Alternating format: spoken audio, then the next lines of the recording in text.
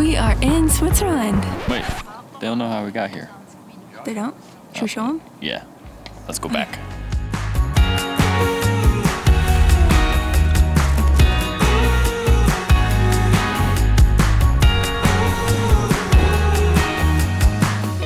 It is day one of our 2-week travel around Europe. We are finishing getting packed up and fitting as much as we possibly can in things that shouldn't fit as much as possibly can. But our 2 carry-ons will be all our camera gear. So Cassie's got her camera bag. I've got my camera bag down there. And then we're fitting everything else into one full-size check bag and a carry-on that we're making work as a check bag. But this guy has half food in it. So this entire bottom section is just food for Iceland. We heard that Iceland groceries are crazy expensive, so try to save some costs. We're just taking majority of what we need for Iceland in our check bag. So that'll be half as full as it is right now for the rest of the trip, which will be nice. To start our 2-week journey, we will be driving over to Chicago, where we will leave our car at the hotel and catch our flight. It's a nice 6-hour flight over to Iceland, where we will be renting a camper van to explore the island for 3 days. We will then fly out of Iceland to Amsterdam in the Netherlands to explore the city for a day. Out of Amsterdam, we will take a train to Heidelberg, Germany for a few days to visit my friend. And then another train will take us to Switzerland, where we will finish our trip driving around the Swiss countryside. Fits. If it fits, it chips. But yeah, so we'll be finishing getting packed up and we're getting on the road to Chicago.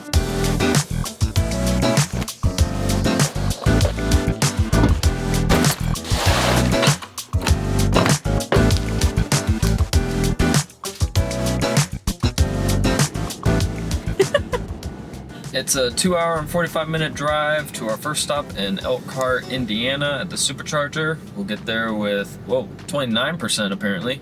It started out at 20. So we'll get there with 20%. We're in a construction area, so the Tesla doesn't like autopilot. And then that will get us to the hotel that we are parking at for our time abroad. But we are going to charge up before we get to the hotel, just so we have a full charge, mostly full charge when we get back. So we'll probably find a supercharger right before the hotel to get back up to like 80% so it can sit at a nice 80% level. We won't be using Sentry mode while we're gone because that takes about a mile of range an hour that it's in use. So it's about every 3 hours you use 1%. It's better just to have it off and trust that nothing's going to happen to it and keep it at a full charge for when we get back. This hotel is also nice because it has a charger on site. We can't just leave it plugged in the whole time, but when we get back, we will spend the night there because we get back at like 10 o'clock at night. So we'll stay the night at the hotel and we'll be able to plug it in that night and get all the way back up to 100 for our drive back home.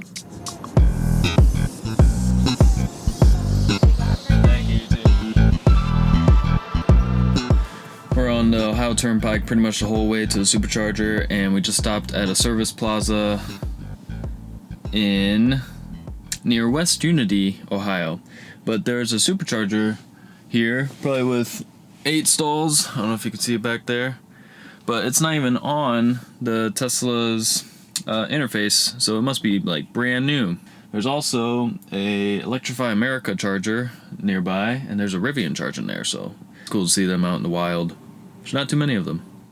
Electrify America is the biggest non-Tesla supercharger network out on the road right now, but even then they only have 2, maybe 4 chargers at a site, and half of the time those chargers aren't working or they're having connection issues. So I've heard horror stories over Twitter and Facebook of people just not having great experiences with those chargers or any non-Tesla chargers for that matter. So that's why buying a non-Tesla for road tripping purposes is just not practical right now, I feel.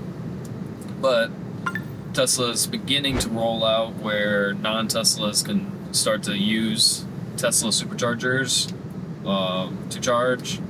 New superchargers going in will have a built-in adapter to go from the Tesla charger to the CSS normal charger that every other car uses.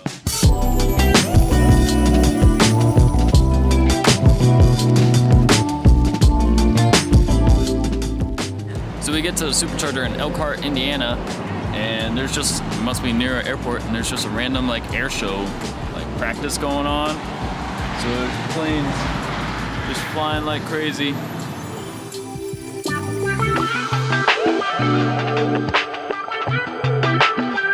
Right now there's like a tag team going on doing tricks, and it was a stunt plane doing all kinds of crazy stuff before, but I'm just sitting and getting charged and watching a show.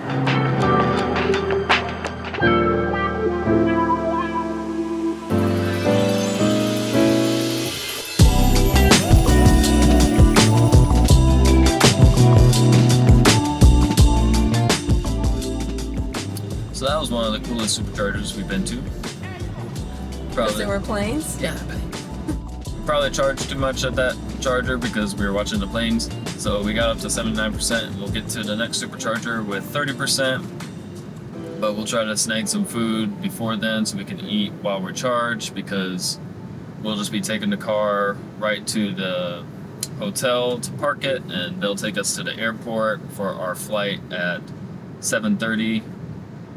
So we won't get a chance to eat before the flight if we don't eat then. But we'll grab charge there, get the car parked, and be all ready for our flight. Since we unfortunately won't have our Tesla as we're going around Europe, it's time for one more EV lesson with Ben.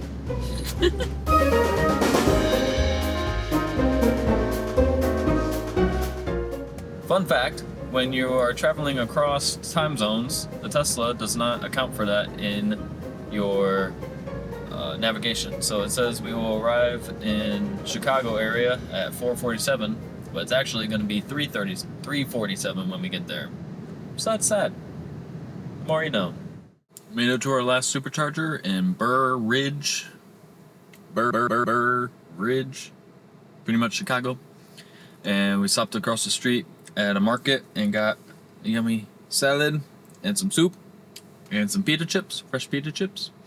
So it'll be about 25 minutes here, get up to 80%, and be on the road 20 minutes to the hotel, be ready for the flight. Chicago traffic was not fun, so we lost a little bit of time, but we should have plenty of time to get on the flight. It's 4:30 right now, but then to the airport, hopefully like 5:30. That's 2 hours before the flight. Pretty good. So we'll see you in the airport.